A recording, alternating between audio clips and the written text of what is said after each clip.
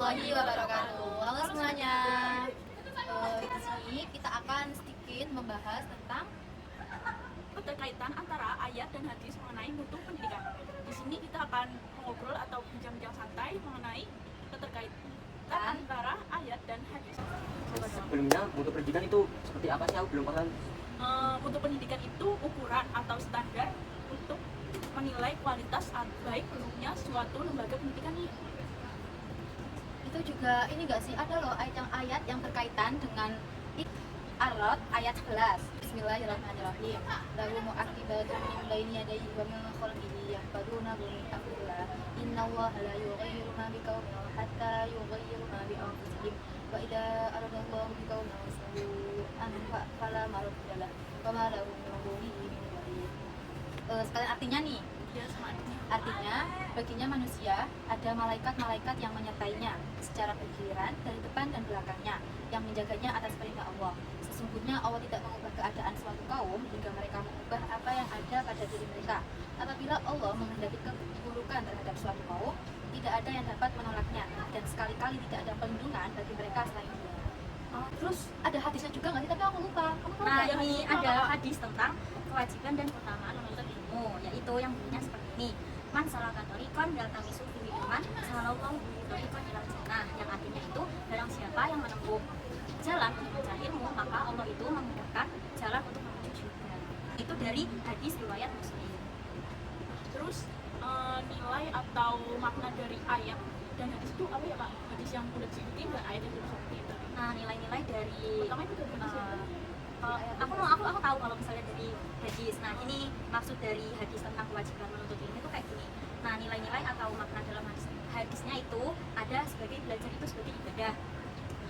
Nah, kalau kita misalnya berangkat belajar, terus berangkat kampus atau belajar sendirilah dengan niat yang baik, maka Allah itu akan membalas pahala dengan yang lebih baik. Nah, kalau menurut kamu itu gimana sih? Selain itu kan tadi kakak udah nyebutin belajar itu sebagai ibadah. Nah di sini itu ilmu sebagai jalan kesuksesan atau kunci dari kesuksesan. Itu memudahkan hidup kita menjadi lebih mau belajar. Maksudnya dengan ilmu jalan hidup kita itu bisa terarah, terus gampang mencari solusi dan insya Allah dimudahkan dalam menuju suatu kebaikan atau menuju surga. Terus selanjutnya selanjutnya ada belajar itu butuh usaha yang terus menerus. Di hadis ini berarti maksudnya itu menempuh perjalanan, yang artinya belajar itu menempuh perjalanan yang panjang. Mutu pendidikan itu tercapai kalau kita diajari untuk tekun, berusaha, rajin, dan disiplin dalam menuntut ilmu. Kalau misal makna dari ayat yang tadi udah dijelasin Mbak Anjing itu kayak apa sih? Maknanya? Makna keterkaitannya itu mengenai mutu pendidikan itu terdapat dalam surat Al-Ra'd ayat 11 itu pertama, tanggung jawab pribadi atau tanggung jawab dari kepribadian kita sendiri. Pendidikan bermutu itu menuntut setiap individu untuk apa? Untuk sadar perubahan harus dimulai dari diri kita sendiri. Misalnya kita sebagai guru itu harus profesional, terus sebagai murid kita harus disiplin dan bertanggung jawab. Sebagai masyarakat kita harus mengedepankan pentingnya pendidikan dan mengedepankan bahwa mencari ilmu itu penting. Ini ada usaha dan kerja keras atau ikhtiar ya Kak. Mutu pendidikan itu tidak datang secara instan, melainkan dengan apa? Berarti dengan usaha ya, usaha dan kerja keras kita. Melalui apa? Melalui sama aja kayak yang tadi, disiplin, rajin, tanggung jawab, dan kita bisa membawa diri kita untuk terus berusaha. Adapun perubahan internal atau self improvement, mutu pendidikan itu meningkat secara eksternal. Maksudnya seperti teknologi, terus kurikulum, fasilitas itu harus meningkat. Tapi selain itu juga kita harus meningkatkan dari dalam diri kita sendiri atau internal. Seperti kita itu harus memotivasi diri kita, terus kita rajin, tekun, memperbaiki akhlak, terus dengan hati yang ikhlas ketika kita menuntut kebaikan berkelanjutan atau continuous improvement. Mutu pendidikan itu harus terus diperbarui sesuai dengan perkembangan zaman atau perubahan teknologi yang terus berkembang itu. Contohnya kayak apa ya Kak?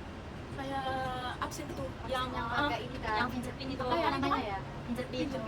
kan dulu kan kita masih kayak manual gitu, kayak misal kita kayak di absen nulis atau kayak kurang masih efektif ya.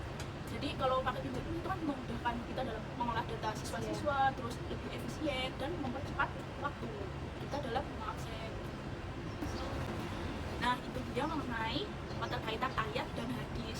nilai-nilai yang terdapat dalam ayat atau hadis tersebut. Jadi gini ya, tadi aku nyimpulin di HP. Iya. Itu berarti kesimpulannya gini. Untuk kesimpulan ayat dan hadis ini adalah menurut mutu pendidikan itu perubahan atau usaha yang sungguh-sungguh, kerja keras atau kolektif, perbaikan yang berkelanjutan, itu berarti karena diri kita sendiri. Ya, betul. Kualitas itu juga datang untuk diri kita. Selain itu, pendidikan yang bermutu itu berbagi ibadah menjadikan ilmu sebagai bekal menuju jenjang yang kedepannya. Gitu. Nah, itu dia penjelasan dari kelompok kami. Sekian. Thank you for watching. Assalamualaikum warahmatullahi wabarakatuh.